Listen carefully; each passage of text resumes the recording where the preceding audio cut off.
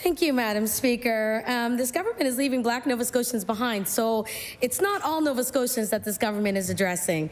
They sat on the environmental racism report until it was leaked, and they still won't act on those recommendations. And now they're slashing programs for Black and African Nova Scotians, programs that our youth, our family, and our communities depend on.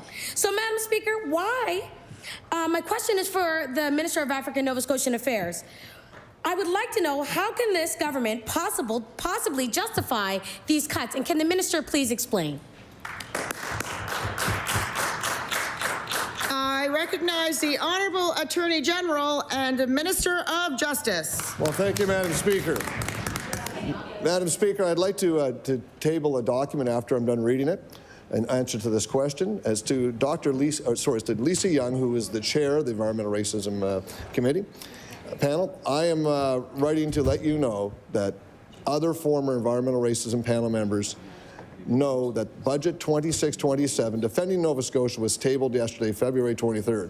I'm pleased to share that the budget of $935,000 in funding over 2 years to support work and response that you provided to our government. Madam Speaker, we're getting the job done in supporting this. We are working with that panel. That panel is very satisfied, and we put the budget dollars behind it, Madam Speaker. And I'll table that. Before I move on, I'm not perfect. I don't know everything about this job, but I do not like members from the floor telling me how to do it. I'm starting to get cranky. Maybe I was born with it. Maybe it's that group. Maybe you should not. I recognize the honourable member for Halifax Needham. Thank you, Madam Speaker. And I was asking that question of the Minister of African Nova Scotian Affairs and the Minister of Justice, who stood up. It was just plain disrespectful to change.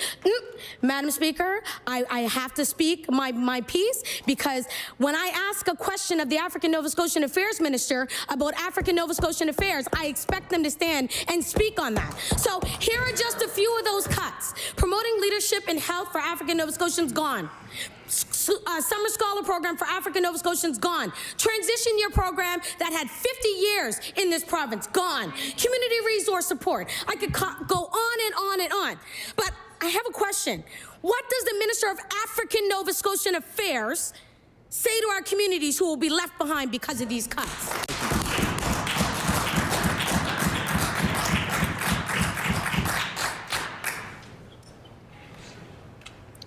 I recognize the Honourable Minister of African Nova Scotian Affairs.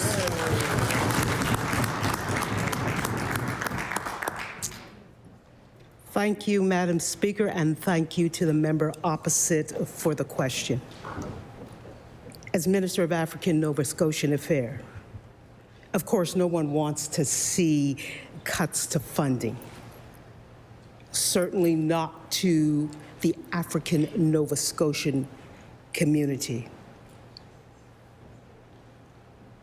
We did our best to minimize the impacts, but I recognize they are still impacts.